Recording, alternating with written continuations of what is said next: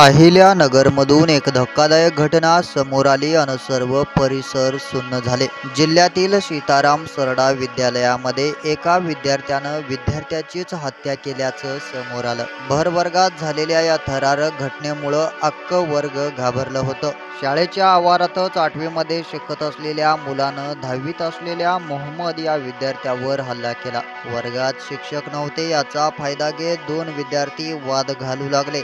याच वादातून दोघे एकमेकांना भिडले आणि आधीच पूर्वतयारी करून आलेल्या 8वीच्या मुलाने 10वीत शिकणाऱ्या विद्यार्थ्यावर चाकूने हल्ला केला। यावेळी रक्ताचे सडे पाहून सर्व मुले घाबरून पळू लागले। ही बाब लक्षात येताच सर्व शिक्षक धावले। त्यात हा विद्यार्थी गंभीर जखमी झाला।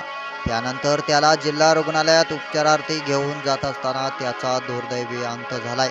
मोहम्मद मुस्तकीन शेख असं मृत मुलाचं नाव आहे। या घटनेनं शाळेसह आजूबाजूच्या परिसरात विद्यार्थ्यांमध्ये भीतीचं वातावरण पसरलंय। यावेळी मुलाच्या आई वडिलांनी व बहिणींनी एकच हंबरडा फोडलाय।